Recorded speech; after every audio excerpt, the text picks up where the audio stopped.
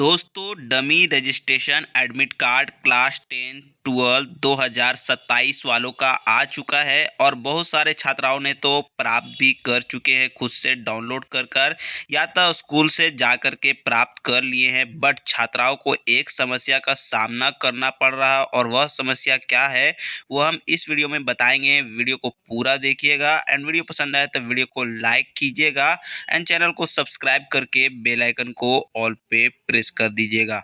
First of all हम बात करते हैं वैसे छात्राओं के बारे में जो डमी रजिस्ट्रेशन एडमिट कार्ड के समस्याओं का सामना करना पड़ रहा है।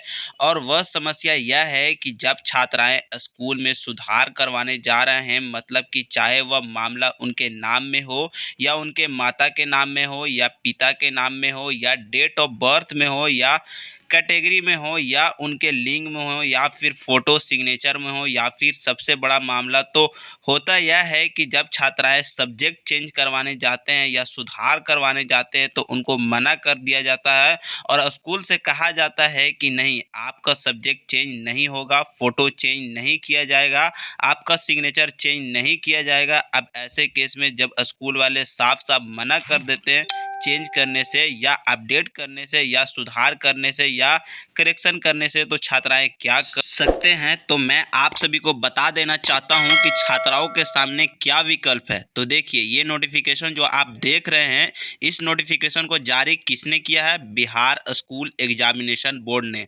और बिहार स्कूल एग्जामिनेशन बोर्ड क्या कहता है? तो यह कहता है कि जिस छात्राओं के माता पिता के नाम में या अपने नाम में त्रुटि हो, माता के नाम पूरा नहीं बदल सकते, पिता का नाम पूरा नहीं बदल सकते, बट सुधार तो कर ही सकते हैं ना, और स्पेलिंग मिस्टेक को करेक्शन कर सकते हैं। इसके अलावा बिहार बोर्ड क्या लिखता है नोटिफिकेशन में कि विद्यार्थी अपना लिंक, अपना कोटि, कास्ट, कैटेगरी, फोटो वगैरह, सब्जेक्ट, विषय सब कुछ यहाँ पर लिखता है कि छात्राएं सुधार कर सकते हैं। जब बिहार बोर्ड छात्राओं के हित में यह मौका दे रहा है, जब बिहार बोर्ड छात्रों को यह अवसर दे रहा है कि वह अपने मन पसंद के हिसाब से सब्जेक्ट चुने और उसी की पढ़ाई करे और उसके हिसाब से अपना मैट्रिक व इंटर का एग्ज़ाम दे, तो फिर स्कूल वालों को रोकने का कोई आधार नहीं बनता, कोई बेस नहीं बनता और कोई कारण नहीं दिखता। लेकिन फिर भी केस तो आते ही है। तो ऐसे केस में देखिए, आप अपना पहला काम तो ये कीजिए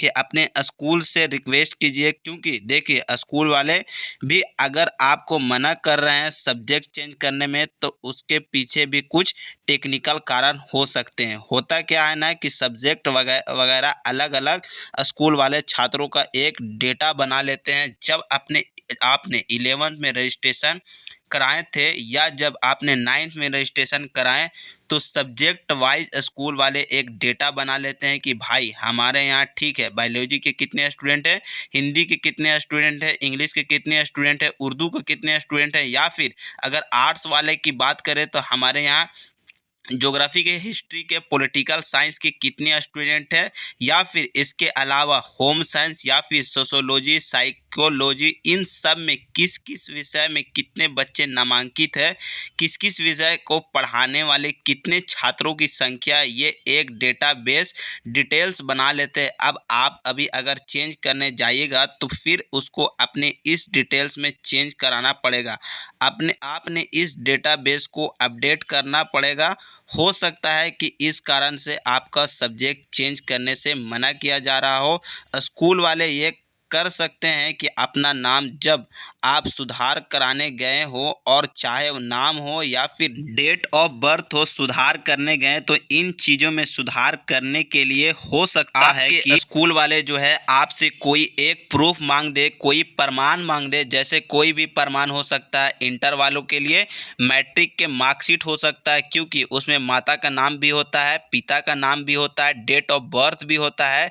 कोई एक प्रमाण मांग सकता है लेकिन मना तो नहीं कर सकता, क्योंकि ये अथॉरिटी है, ये अधिकार बिहार बोर्ड ने दिया स्टूडेंट को। तो जब स्टूडेंट को मौका बिहार बोर्ड ने दिया, रजिस्ट्रेशन बिहार बोर्ड करवाता है, एग्ज़ाम बिहार बोर्ड लेता है, तो स्कूल वालों का मना नहीं करना चाहिए।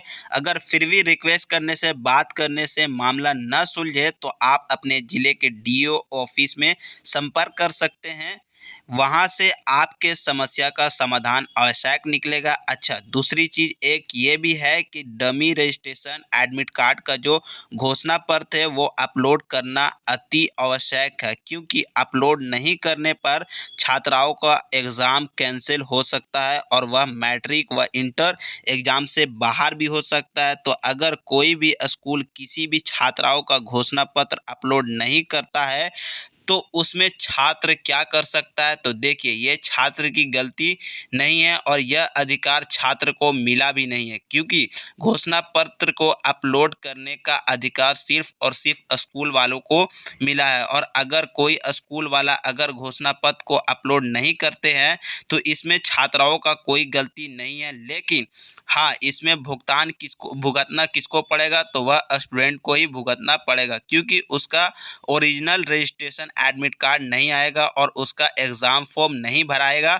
और उसका एग्ज़ाम छूटेगा और फिर उसका साल बर्बाद होगा। तो ऐसे केस में भी आप जो है एक दबाव ज़रूर बनाएं कि हमारे अपने स्कूल ने हमारा घोषणा पत्र अपलोड किया कि नहीं किया, उस बारे में कम से कम अपने स्कूल से आश्वस्त जरूर हो ले। घोषणा पत्र अपलोड हुआ कि नहीं हुआ ये आप स्वयं ना तो आप अपलोड कर सकते हैं और ना तो उसको चेक कर सकते हैं कि हाँ भाई मेरा हुआ कि नहीं हुआ।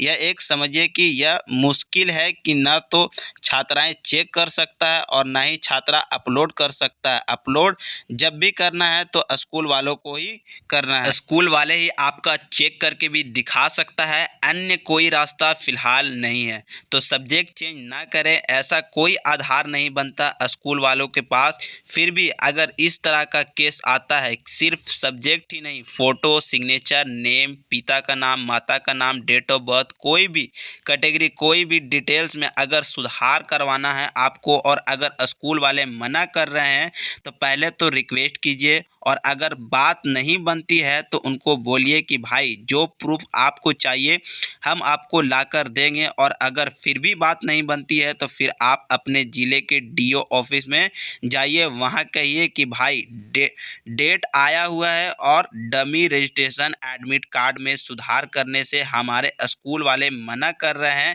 ऐसे केस में क्या होगा कि डीओ ऑफिस से आदेश जारी होगा और आपके स्कूल वाले उसमें सुधार करेंगे। तो आई होप डैट ये सारी चीज़ें क्लियर समझ में आ गया होगा। फिर भी अगर किसी प्रकार का डाउट है तो आप कमेंट कीजिए, कमेंट के माध्यम से पूरी सहायता की जाएगी। तो मिलते हैं फिर इसी प्रकार के नए वीडियो के साथ, जब तक के लिए जय हिंद।